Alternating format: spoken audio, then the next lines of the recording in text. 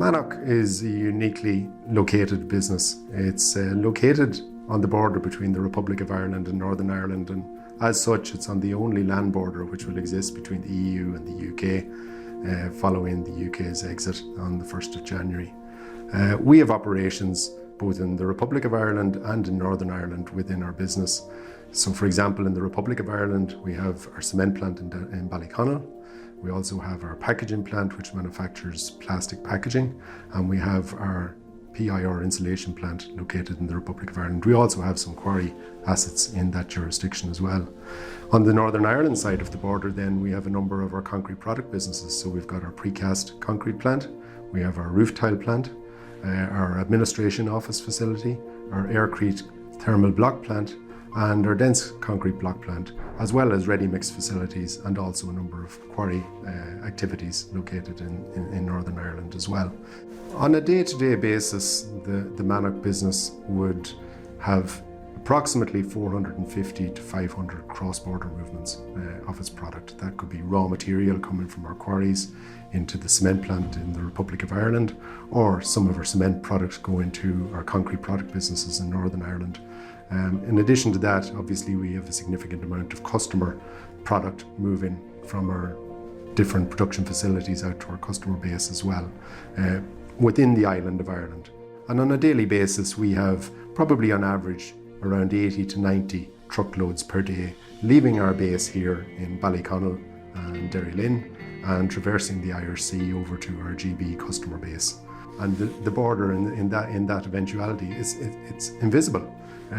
All that might differentiate the border in this area is a line in the tarmac on the road where it changes from one local authority to another, but outside of that, at present we have no customs infrastructure and haven't had for many, many years. We've taken a lot of measures within the business to facilitate as smooth a transition from the pre-Brexit era to the post-Brexit era, to make sure that our customer base sees that transition as seamlessly as possible, and that they continue dealing with Mannok for their product needs. The work that we've done in that regard has involved some systems development for our IT systems here. It also involves some changes in the way that we'll operate going forward.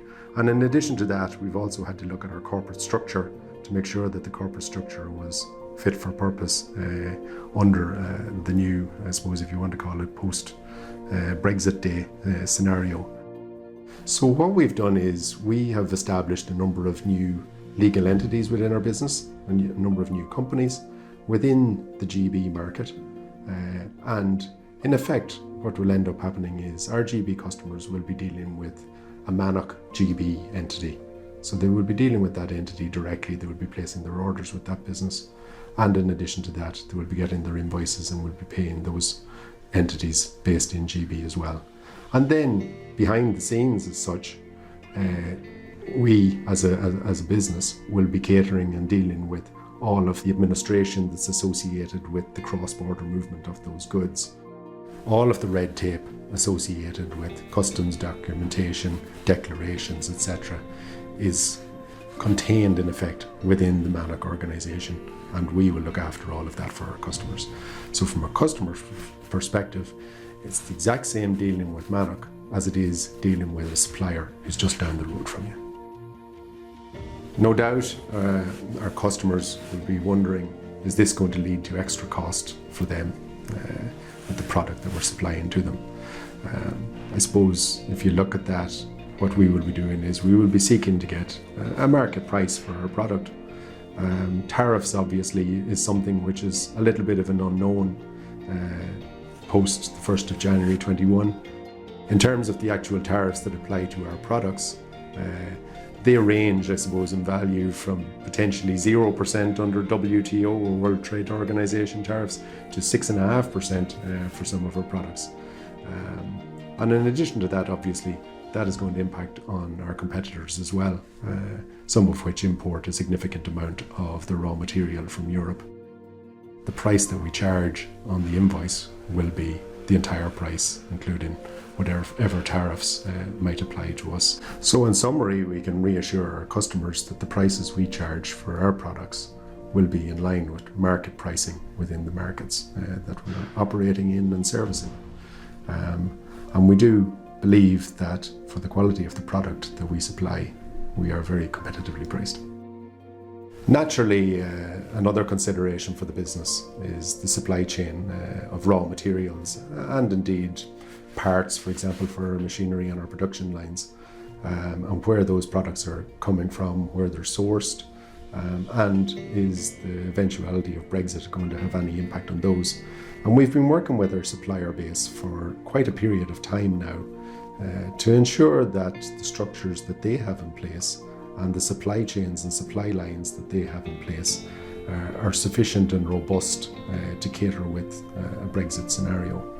For example, as far back as 18 months ago, some of our raw material suppliers have started utilising different routes for getting their product from their production facilities on mainland Europe to our production facilities in the Republic of Ireland. What we have been doing more recently is building stocks and making sure that we have stocks of critical parts and raw materials for our production enterprise. We have the capability within our own storage facilities to store enough raw material, for example in our PI or insulation business or our packaging business, to cater for a number of weeks production requirements. On the other side of the business, the concrete product side of the business, virtually all of our raw materials is sourced locally within our own reserves, and we have plenty of that as well. But for those products that we have to buy in, we've built our storage and the amount that we're keeping in storage on site at our production facilities. We have arrangements with our key suppliers there also that they will maintain buffer stocks at their own locations for us as well. And as I mentioned before, we're also looking at the supply chains and the supply lines from their production facilities into our facilities to ensure that any delays are minimised and that in the meantime, if there are delays, we have sufficient stock to maintain the supply to our customers. A key priority to us in all of this was to ensure that the service we can provide to our customers in a post-Brexit environment was as seamless as possible. We've made the changes to our structures, we've made the changes to how we operate, and as a result of that, regardless of the outcome of the Brexit negotiations, we're ready.